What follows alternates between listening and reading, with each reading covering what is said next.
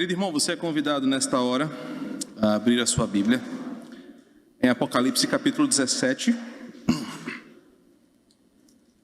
Só para situar você, nós estamos há alguns meses, talvez mais de um ano, não lembro, depois os irmãos podem confirmar. Nas minhas anotações, essa é a ministração de número 41, não sei se corresponde aí à postagem. Nós estamos navegando em uma saga no livro de Apocalipse, numa série expositiva denominada Beleza do Fim. Estamos já há um bom tempo estudando o livro de Apocalipse. Hoje pela manhã nós estudamos o capítulo 17 dos versos 7 a 13. E queremos nessa noite concluir o capítulo 17 fazendo uma exposição dos versículos 14 ao 18. Então, se você perdeu a parte da manhã, você pode acompanhar no canal da igreja, no YouTube. Lá você entenderá todo o preâmbulo desta ministração da noite.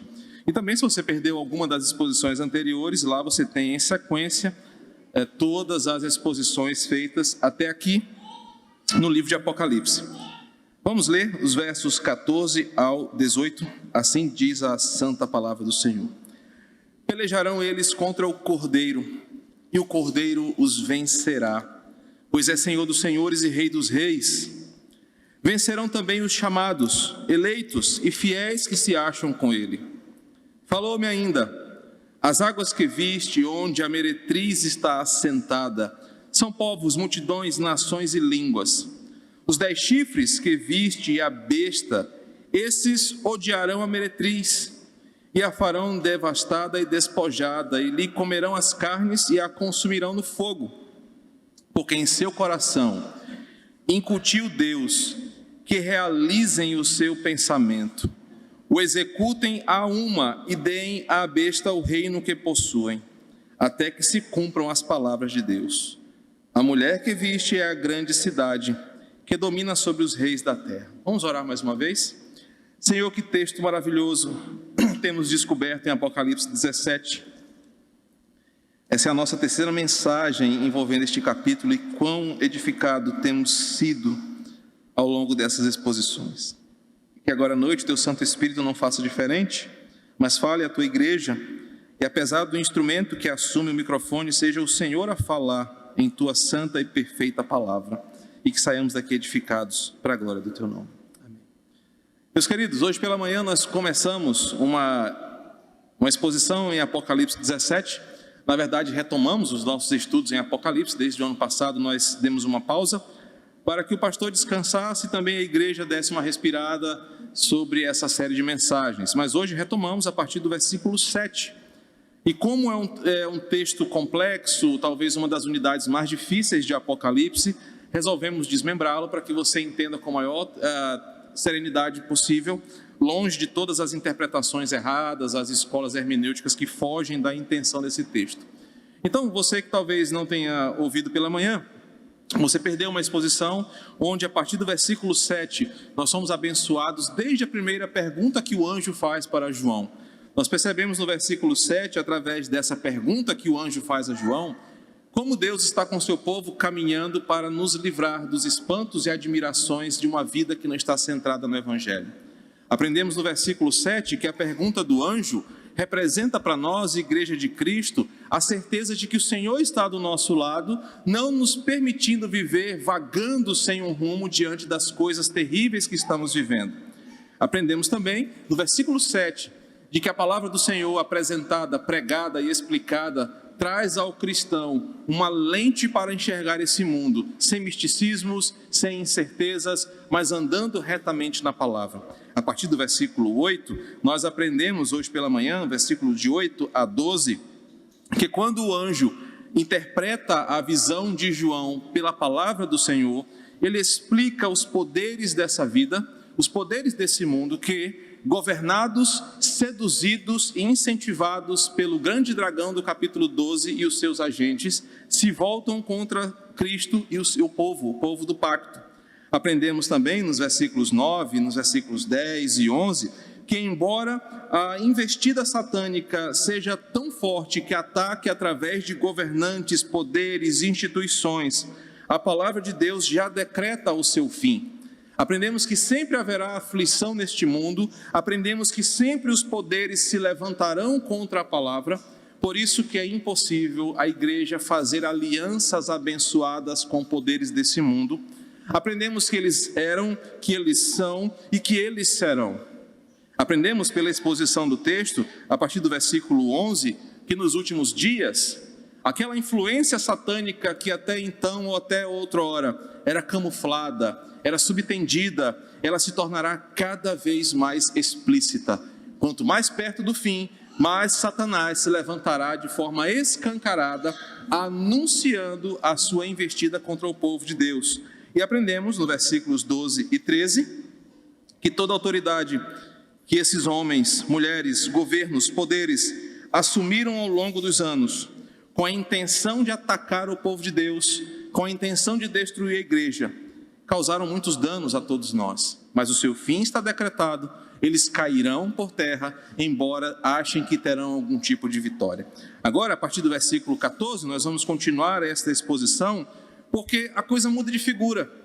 Como eu disse para você hoje pela manhã, se o capítulo 17 encerrasse no versículo 13, nós sairíamos sem muita esperança, porque a batalha que começa no capítulo 16, a partir do verso 12, está sendo definida e explicada pelo anjo para que João escreva essas revelações e leve à igreja de Cristo uma tranquilidade. E a tranquilidade começa no versículo 14, depois de desenhar todo esse cenário de batalha, de perdas, de sofrimento, de perseguição que a igreja sofrerá. Perceba que no versículo 14, nós estamos diante agora de uma grande revelação de todo o propósito que fora desenhado pelo Senhor para que o livro de Apocalipse se concretizasse.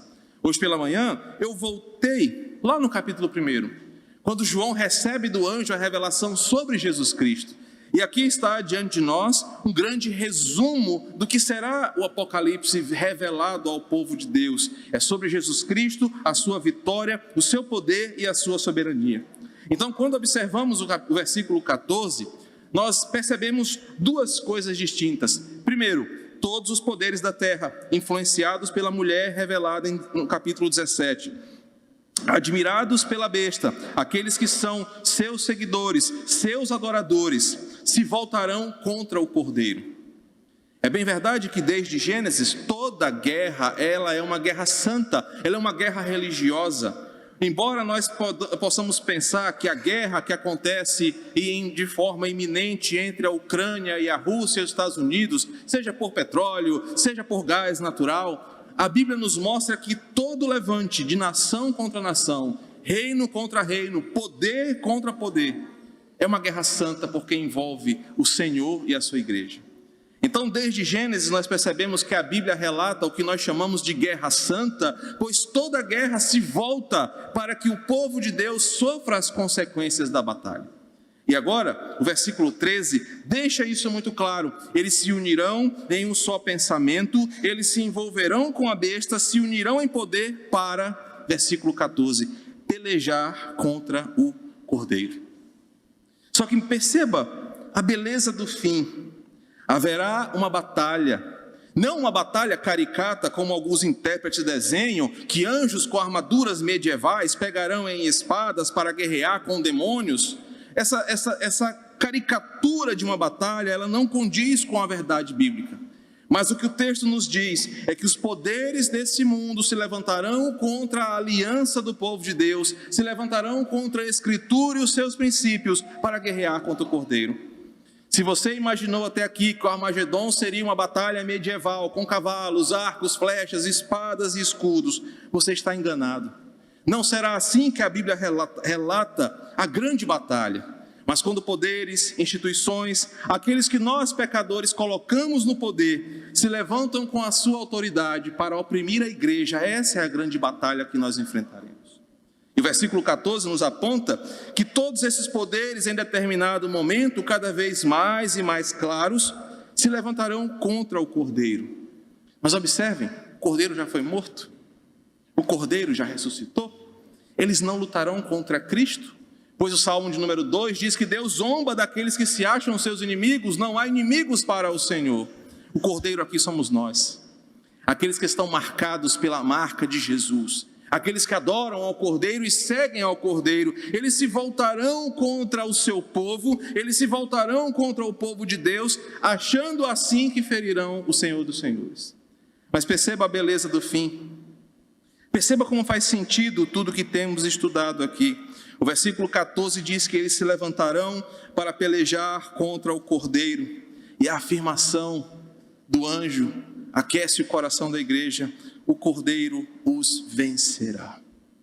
Meus irmãos, e nessa proporção, em saber que o Cordeiro os vencerá, aleluia por isso, é que o nosso coração se enche de esperança. É que dessa forma o nosso coração acredita num amanhã onde nós viveremos livres de todas as incertezas que vivemos até aqui. E Cristo não vencerá numa batalha sanguinária, onde a sua soberania será colocada em jogo, como naqueles filmes que nós assistimos, onde parece que o mocinho em determinado momento da batalha vai perder. O texto diz: ele vencerá e ponto. Ele vencerá porque ele é o Rei dos Reis, ele vencerá porque ele é o Senhor dos Senhores, independentemente de quem ou de quantos se levantem contra o Cordeiro, ele sempre vencerá. Isso traz para mim e para você uma convicção, isso traz para você e para mim uma certeza.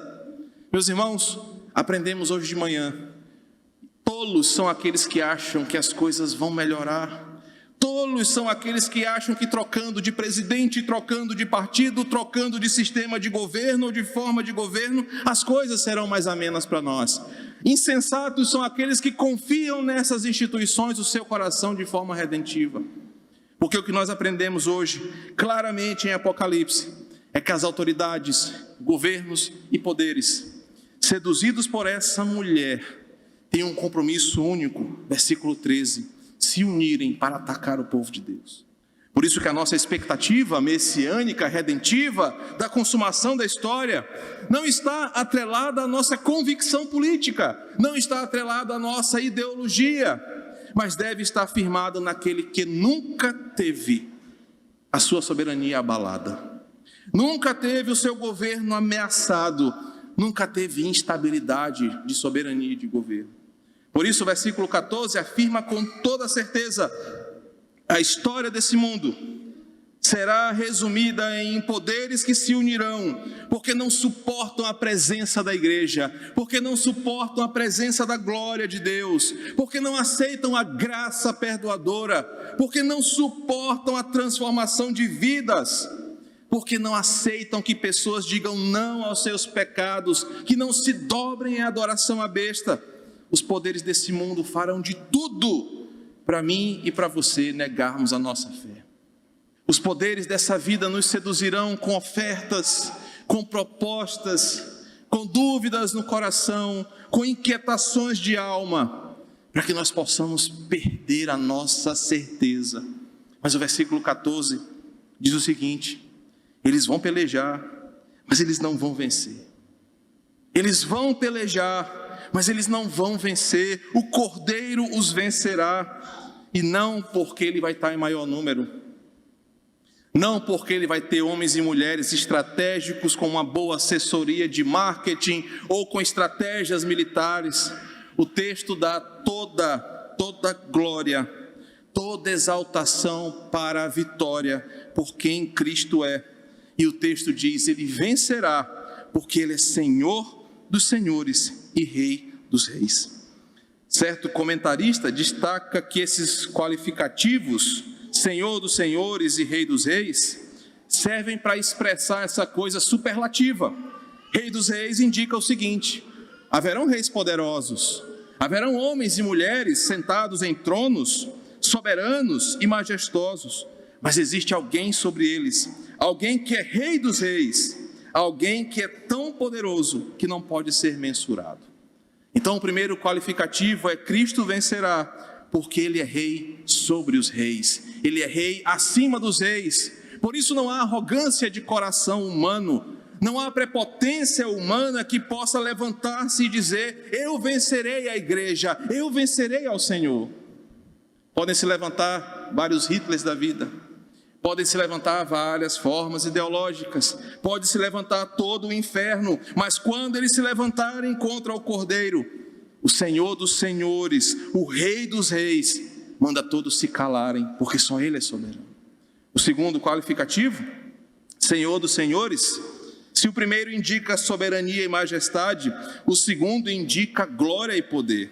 O segundo indica que Ele é poderoso, por isso ninguém pode conter a sua forte mão. Quando observamos a certeza, Cristo vencerá, é porque nós confiamos em alguém que as portas do inferno não podem segurar. E essa é a beleza do fim para o crente.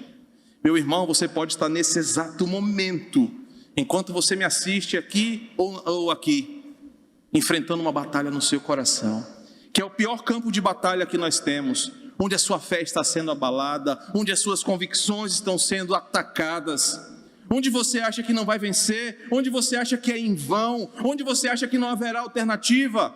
Mas a Bíblia apresenta para você uma verdade, uma certeza, uma esperança: Cristo vencerá, porque você não confia em homens, você não confia em instituições, você não confia em poderes transitórios, em homens e mulheres cujo coração está maculado pelo pecado. Se a sua fé está depositada no Cordeiro, se você crê em Jesus e a sua palavra, a vitória dele é certa, e a sua vitória também é, porque o texto diz: Ele vencerá, e vencerão também com Ele os chamados, eleitos e fiéis que se acham com Ele.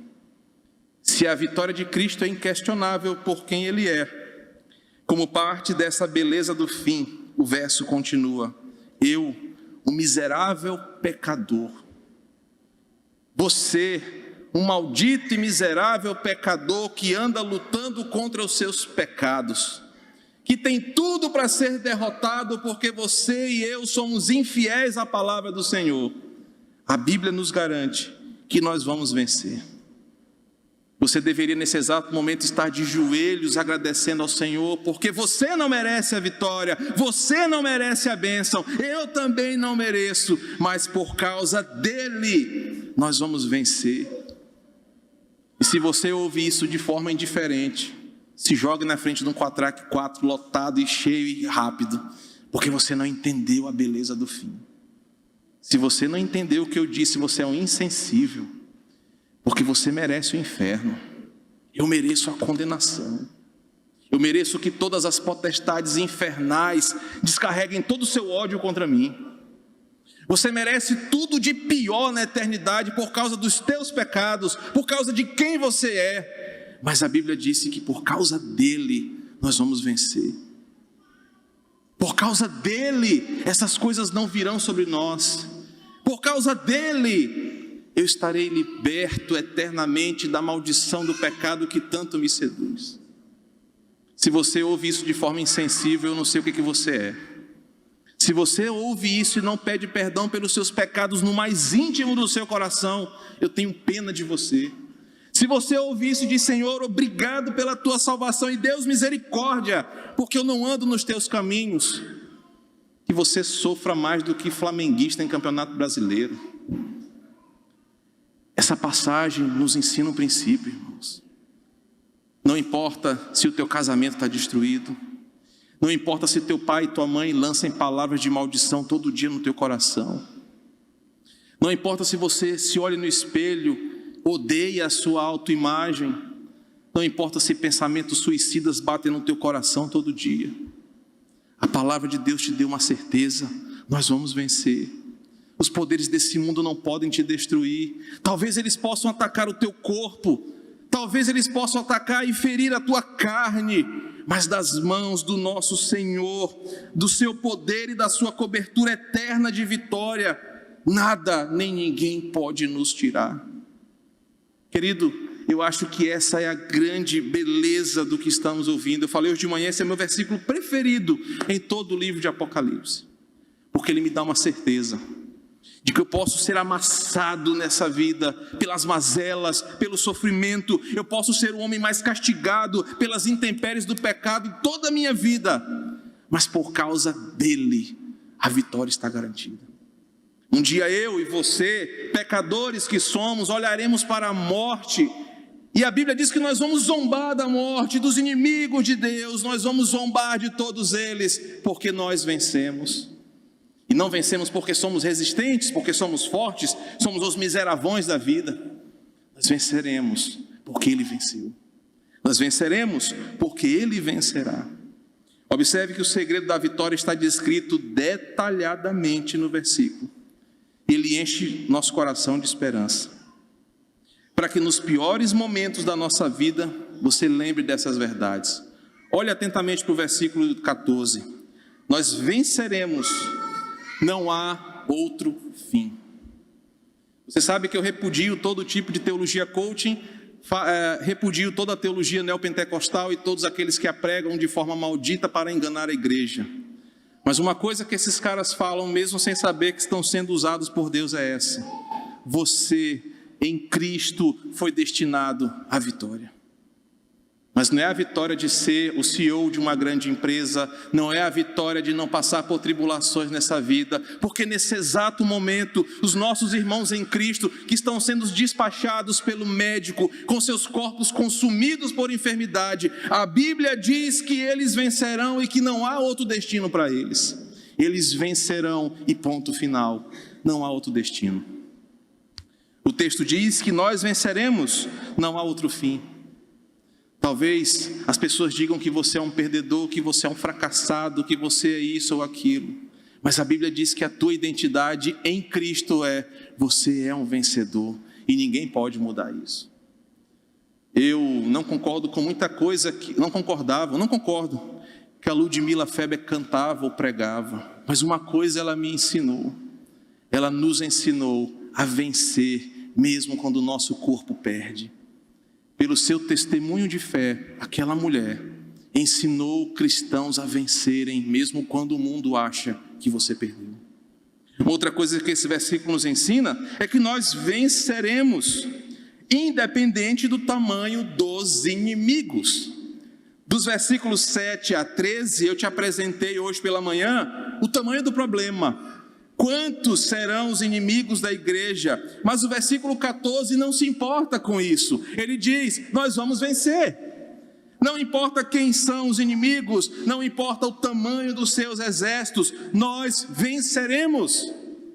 Porque eles virão contra nós, como diz o Salmo, com espadas e lanças. Mas nós vamos contra eles, em nome do Senhor. E não há outro nome mais forte do que esse. Nós venceremos. O texto diz que nós venceremos. E tudo isso, final do versículo, porque estamos com Ele. Fomos chamados pelo nosso nome. É a interpretação do termo chamados aqui. Ele não abriu a porta e, rapaz, eu vou esperar ver se alguém entra ali. Poxa, entrou o Lani, legal, eu vou anotar ele aqui. Entrou o Riba. A Bíblia diz que Ele nos chamou pelo nome. Aprendemos hoje pela manhã que antes mesmo dos nossos pais escolherem os nossos nomes, Deus nos chamou pelo nosso nome e nos salvou nele. Aprendemos que nós somos chamados por Ele, por isso nós venceremos. Aprendemos que cada um de nós fomos chamados para perto dEle, escolhidos sem mérito algum, mas por sua graça. Ele diz: por causa disso nós vamos vencer. Agora, deixa eu puxar um pouquinho a sua orelha. O texto diz: aqueles fiéis que se acham com Ele. Tudo isso que eu preguei se aplica a você, sem dúvida. E por isso que eu não consigo ser arminiano a ponto de dizer que você pode perder uma salvação que o próprio Cristo te deu. Isso não é bíblico. Mas o texto me ensina um princípio importante. Diante de tudo que eu preguei até agora, se você sai por essa porta e vai viver a tua vida sem obedecer e amar essa palavra, sem querer retribuir, mesmo que você não possa, a dádiva da vitória final, você não é cristão e nem pode dizer isso. Por isso que o texto diz que os chamados, os eleitos, são fiéis e se acham com Ele, porque Porque diante dessa verdade, diante dessa mensagem, um coração transformado não quer estar em outro lugar, não quer viver de outra forma, quer andar com o Senhor. Por isso que um grande termômetro que nós temos para saber se você de fato entende a salvação é a tua vida como igreja, é a tua vida como crente, é o fruto que você produz. Já que eu estou salvo, eu vou vencer, beleza, vou cair na catrevagem aqui, na esbórnia e vou viver. Você não entendeu a mensagem do Evangelho. Se todo dia, ao acordar, você não bater no seu peito e pedir misericórdia, a andar na linha com o Senhor, a lutar contra os teus pecados, a buscar na Bíblia abrigo contra o teu coração maldito e enganoso, você não entendeu a beleza do Evangelho. Por isso, irmãos, não importa o que o pastor A, B ou C fale por aí. Por vezes, muitos pastores são vozes do diabo, emprestam suas bocas para Satanás. A Bíblia diz que o verdadeiro crente é confirmado no dia a dia. É quando ele vence o pecado onde todo mundo cai. É quando ele não se corrompe onde todos se corrompem. É onde ele se mantém fiel mesmo quando todos abandonam. Nós venceremos porque somos chamados, eleitos e andamos com ele. Os versos de 15 a 18 nos ensinam sobre a ação de Deus em meio à ação do mal. Eu quero que você perceba com muita atenção esse trecho da unidade. Ainda falando com João, no versículo 1 nos é dito que a mulher estava sentada sobre muitas águas, e aqui nós vamos entender quem elas são. O texto vem se explicando, e agora o anjo vai trazer uma explicação para João que deixa ele um tanto quanto impressionado. Ele vai dizer o seguinte, em poucas palavras: João, está vendo todo esse mal aí que vai acontecer? Não pensa que Deus não está agindo. Deus está usando o próprio mal para agir para o bem da igreja. Aí nessa hora, a cabeça de João bugou aí, ele ficou confuso, mas ele vai explicar. Versículo 15. Falou-me ainda: as águas que viste, onde a meretriz está assentada, são povos, multidões, nações e línguas. Os 10 chifres que viste e a besta, esses odiarão a meretriz e a farão devastada e despojada, e lhe comerão as carnes e a consumirão no fogo. Porque em seu coração incutiu Deus que realizem o seu pensamento e executem a uma e deem à besta o reino que possuem, até que se cumpram as palavras de Deus. Da mesma forma que eu fiz dos versículos 8 a 12, eu vou tentar explicar de forma mais simples possível, mais detalhada para você. Bem, em primeiro lugar, o anjo revela para João que as águas que ele viu, utilizando a mesma linha interpretativa chamada simbolismo representativo, significa que aquela mulher, ela vai agir e promover impiedade e corrupção e todo tipo de pecado onde houver pessoa. A intenção do anjo é essa: as águas que você viu, onde a mulher está assentada, são povos, multidões, nações e línguas. Ou seja, em todo lugar onde houver natureza depravada humana, lá haverá a atuação e influência da mulher. Primeira coisa que o anjo vai dizer para João é: meu irmão, onde houver ser humano, lá haverá a manifestação do pecado. Por isso que eu disse hoje pela manhã, não adianta você mudar de cidade, não adianta você mudar de igreja, não adianta você mudar de bairro, porque o problema não é geográfico. Se você não for o problema, que geralmente é você que é o problema é porque são seres humanos. E onde houver ser humano, lá haverá discórdia, lá haverá intriga, lá haverá guerra, porque isso é a tarefa dessa mulher. Levar a influência satânica onde houver natureza caída. Então João é alertado, para a igreja ser alertada. Nós vamos enfrentar batalhas em todos os lugares. Por isso que nós somos chamados para sermos resistência à força das trevas. Porque você pode estar até no meio de crente, e às vezes eu acho que é até pior, mas lá a natureza humana depravada vai mostrar a sua cara. Você vai enfrentar problemas, porque isso é que o pecado fez com a humanidade. João está sendo alertado que não será fácil ser crente no Quatraque, não será fácil ser crente no Renascença, não será fácil ser crente no Maiobão, porque lá tem pessoas caídas, depravadas, e lá o pecado vai se manifestar. O anjo então explica: olha, essas águas que você viu, onde a meretriz está assentada, é onde ela vai dominar. E no meio dessa multidão de águas, povos, multidões, nações e línguas, o que essa mulher fizer para se embriagar com o sangue dos santos, versículo 6, e com o sangue das testemunhas de Jesus, ela vai fazer. Ou seja, onde você estiver, você será perseguido pelos poderes das trevas. Onde você estiver, você lutará contra as forças do mal que se levantarão contra você. E cegos são aqueles crentes que fazem aliança com o ímpio achando que vai dar tudo bem. Cegos são aqueles crentes que fazem sociedade com ímpios achando que vão se dar bem nessa vida. Porque agora você vai ver como funciona o reino das trevas. Observe o versículo 16. O que ele vai dizer, em outras palavras, é que o reino das trevas funciona assim.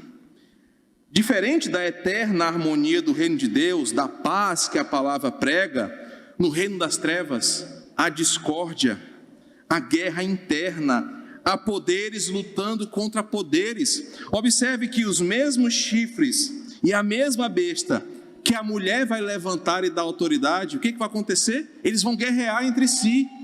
Olha que coisa impressionante. Os homens brigarão entre si. Os poderes desse mundo brigarão entre si. Por quê? Projeta para mim, Anderson. Marcos 3, 23 ao 26. No reino das trevas, nunca há harmonia. Há sempre caos. Há sempre guerra, conflito e desarmonia. As trevas não podem jamais viver em unidade, em harmonia, porque tudo o que o poder das trevas faz é guerrear, é ferir, é matar. O versículo 15 e 16 mostram que o reino das trevas vai se levantar contra si mesmo, para causar ainda mais dor e sofrimento, agora não apenas ao crente, mas também ao ímpio. Perceba o que está acontecendo no mundo, irmão. Tira as escamas dos teus olhos e percebe o que está acontecendo. Homens ímpios brigando por poderes nesse mundo. Homens ímpios se destruindo, sem perceber que o que eles estão fazendo é o que eles sabem de melhor fazer. Promover o caos, promover guerra, promover sofrimento. E agora eu abro esse ponto para uma aplicação para os nossos casamentos, para os nossos empregos, para a nossa carreira. Não acredite no amor de um ímpio. Não acredite na honestidade, na sinceridade de alguém que não conhece ao Senhor.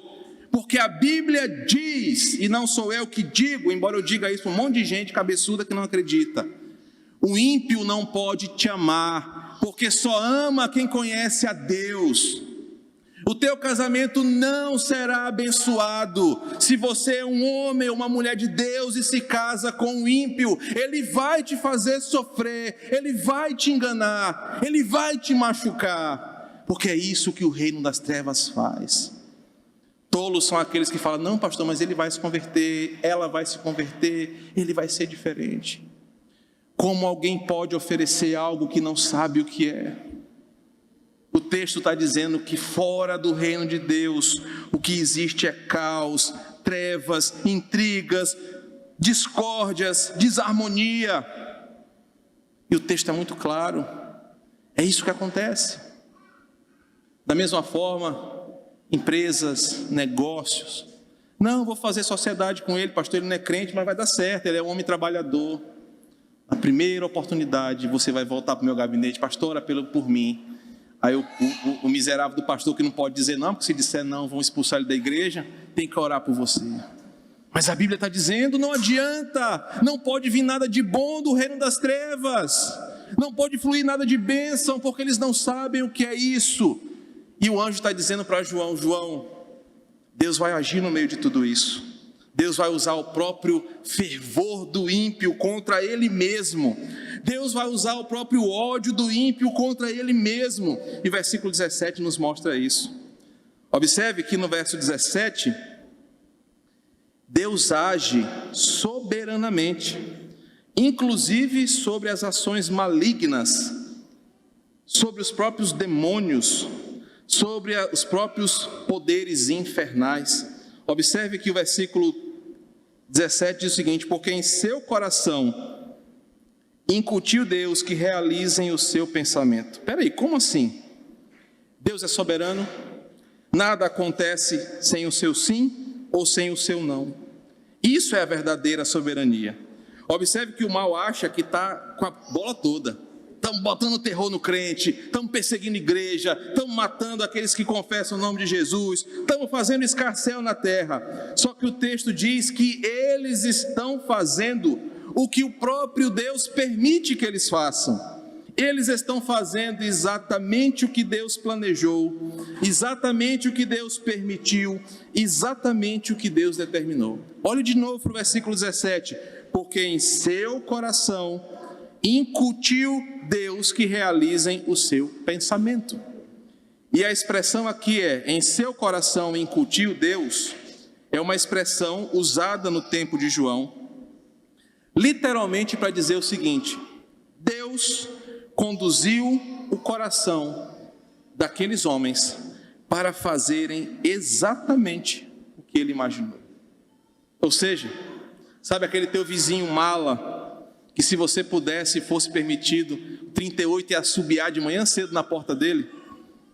Ele está fazendo exatamente o que Deus planejou, para tratar você, para te ensinar um princípio. Sabe aquela tribulação que você enfrenta no trabalho? Sabe aquela doença que você está lutando contra, e às vezes com muito medo dela? O texto diz que Deus planejou, permitiu, e Ele quer que aconteça. Quem não é crente não aguenta essa expressão, fica doido, sabe? Ah, esse pastor é doido. Mas um crente de verdade entende o que esse texto ensina. Meu irmão, se eu acredito no que essa Bíblia diz, e olha que eu leio ela tem muitos anos, ela me ensina um princípio: nada na minha vida, não só as coisas boas, mas também as coisas ruins, elas acontecem porque Deus tem um plano.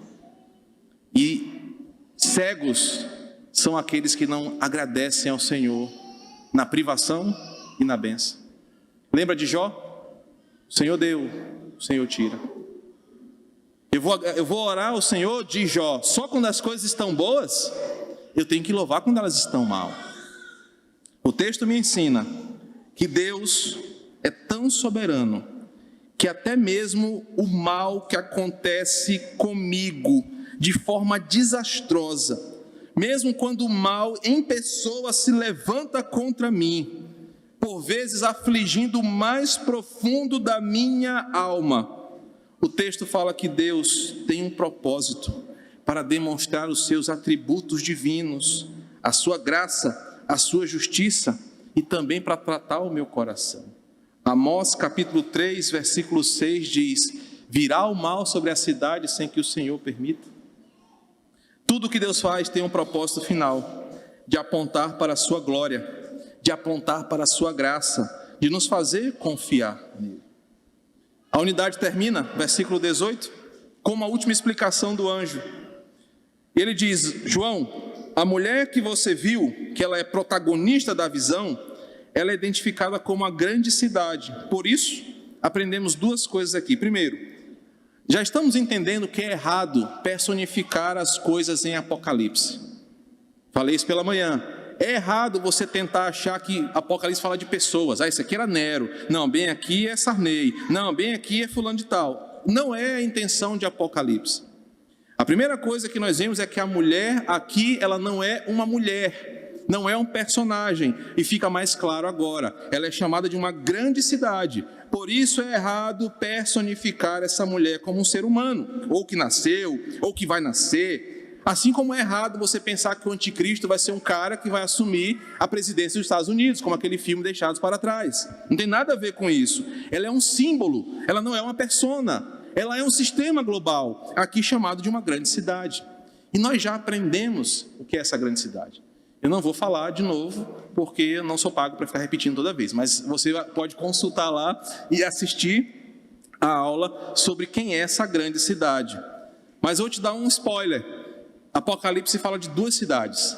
A cidade santa, que vive as normas e a ética do reino, e a cidade caída, a grande Babilônia, aquela onde vivem a ética do mundo caído. O anjo está concluindo a mensagem o seguinte, tudo faz sentido agora. Essa mulher estará espalhada por todo o globo. Ela vai influenciar governos e poderes para viverem o mais profundo dos seus pecados, para se entregarem aos seus desejos malignos, se opondo ao Senhor. Essa mulher é um mundo que eu e você vivemos, que faz de tudo para nos ferir. Ela vai estar espalhada como as águas estão espalhadas. Ela vai usar chifres e cabeças, reis, poderes, com uma única finalidade: fazer que a sua vida seja uma luta o tempo todo. Por isso, nós crentes esperamos o céu. Por isso, nós crentes esperamos a glória, porque somente lá eu vou ter paz. Eu costumo dizer lá em casa: paz, pastor, não tem um minuto de paz, mas vai ter na glória. Eu e você teremos paz na glória, mas aqui não. O anjo diz: a vida da igreja será difícil, porque essa mulher vai estar espalhada por todo lugar. Eu quero concluir em tempo tudo que aprendemos hoje em algumas aplicações. E aí, se você não veio pela manhã, você corre lá e assiste e entende tudo. O que nós podemos tirar de ensinamento prático para a nossa vida com o texto que aprendemos hoje? Confesso, um texto difícil, um texto denso, mas que teve muito a nos ensinar. Que aplicações eu posso sair daqui? Poxa, eu ouvi uma pregação de 45 minutos, eu vou aplicar amanhã lá na padaria, quando eu for comprar o pão, dentro do ônibus, no banco, na lotérica. Em primeiro lugar, essa unidade começa com uma pergunta que deveria ser respondida por todos nós, no mais interior do nosso coração, quando estamos diante de coisas que nos causam medo. A pergunta do anjo, no versículo 7, nos lembra das palavras do Senhor em João 14. Ele diz: não se turbe o vosso coração. Creiam em Deus e creiam também em mim. A pergunta do anjo nos leva a lembrar de Jesus, que disse que estaria todos os dias conosco, independente do cenário que nós vamos viver. A unidade então começa dizendo o seguinte: crentes, não temam, não se admirem com as coisas que vão se levantar contra vocês. No fim dos tempos, elas ficarão piores, mas não se admirem. Creiam em Deus, creiam que Ele está ao seu lado, que Ele é um Deus presente e está com você em todos os momentos. Então amanhã, quando você ligar a sua televisão de manhã e ver todo aquele noticiário, aquela enxurrada de más notícias, não se espante, não se admire, creia em Deus e confie nele. Segundo aprendizado, os versos nos ensinam um grande princípio de compreensão e interpretação correta da palavra de Deus. Durante vários momentos o anjo fala: aqui está o sentido, essa é a sabedoria, eu vou te revelar o mistério. Queridos, e hora nenhuma o anjo foge da palavra de Deus. Isso nos ensina que muitos crentes estão presos na superfície da revelação, estão mais preocupados em ir no inferno e voltar para escrever livro, estão mais preocupados em ver asa de anjo, estão mais preocupados em ir lá para o monte da litorânea ver graveto pegando fogo, estão preocupados com coisas místicas e ocultas, mas são analfabetos na interpretação bíblica. Esse texto nos ensinou um grande princípio: Deus está pronto a te revelar o sentido da existência, se você ouvir a sua palavra, se você aprender corretamente a sua palavra e não ficar correndo atrás de experiência. O texto nos ensina e nos incentiva ao estudo da palavra. E pela manhã eu fiz até uma exortação a essa igreja, e um elogio ao colegiado diaconal. Louve ao Senhor, porque nesse púlpito aqui, fora eu, todo mundo que sobe aqui estuda para falar coisa séria. Todo mundo que assume esse lugar é temente à palavra do Senhor. Aqui, nessa igreja, o nosso compromisso nunca vai ser de te agradar. eu não tenho o mínimo interesse em agradar você. Eu tenho interesse em fazer você ouvir a verdade e ela mudar a tua vida. Isso é uma bênção para a igreja. Terceiro princípio, a unidade nos dá uma certeza inigualável para essa vida e para a vindoura. Cristo venceu e vencerá eternamente. Ele é o Senhor dos senhores, Rei dos reis. E mais ou além disso, nós, frágeis e limitados, venceremos com Ele. Aleluia. Ainda, como um quarto princípio, o texto nos desvenda um dos grandes mistérios da existência. Mesmo diante de tudo o que estamos vivendo, Deus é soberano sobre todas as coisas, inclusive sobre o próprio mal, e tem tudo planejado, sendo executado conforme a sua soberana vontade. Certo texto disse: porque dele, por ele e para ele são todas as coisas, e são todas as coisas mesmo, até o momento que estamos vivendo. Tudo é para a glória de Deus. E por fim, a unidade revela quem é essa mulher que tantos tentam entender. Ela é o próprio mundo caído, a sua força diabólica voltada para destruir a igreja. Ela é o mundo investindo contra você e contra mim, para que a gente caia, para que a gente perca, para que a gente fracasse. Não espere aparecer um dragão em determinado lugar, não espere aparecer uma mulher vestida de vermelho. Quem falou sobre ela, eu disse hoje pela manhã, foi o Bruno e Marrone, não tem nada a ver com o texto. O que essa mulher é o mundo que tenta nos desviar, e nós devemos lutar contra ele. O texto nos ensina muitas coisas e prepara o nosso coração para o último bloco de Apocalipse. Em poucos meses, nós vamos concluir essa série de mensagens e a nossa vida nunca mais será a mesma. Vamos orar? Pai querido, obrigado por esse tempo que investimos no aprendizado da Tua Palavra. Quão impressionante é, Senhor, saber que, olhando para a Escritura, aos nossos olhos é revelada a beleza da história e da Tua condução. Ó Senhor, quão abençoados somos por ter a oportunidade de entender a Tua Palavra, Senhor, que nos livra de erros pueris, que nos livra, Senhor, da ignorância, do misticismo, e coloca o nosso pé sobre a rocha, para olhar as coisas ao nosso redor e saber viver de forma bíblica, de forma prudente, de forma sensata. Obrigado pelas certezas dessa noite. Talvez a maior delas é que nós vamos vencer em Cristo. E talvez a maior delas ainda é saber que Cristo vencerá no final, porque Ele é o nosso Senhor dos senhores. Ô Senhor, como vale a pena Te servir, Senhor. Embora diga o insensato em seu coração que não há Deus, o seu ateísmo é fruto da sua insensatez, porque aqueles que são libertos em seu juízo sabem que existe um Deus que é sobre todos. Obrigado, Senhor, porque a Tua Palavra também nos ensinou essa noite que não há harmonia no reino das trevas e que somos alertados em todo momento a vivermos a ética do Teu reino, porque fora do Senhor não há possibilidade de felicidade, só há tragédia, guerra, discórdia. Mas bendizemos ao Teu nome, Senhor, porque vivemos a unidade da Tua Palavra. Mantenha essa igreja assim, unida, cheia de homens e mulheres fiéis ao Senhor. Que harmonia e paz sejam marcas nossas, porque amamos ao Senhor. E por fim, Deus, nos ensina a descansar na Tua soberania. Os dias são maus, pesados, incertos, mas nem por isso nós estamos à nossa própria sorte.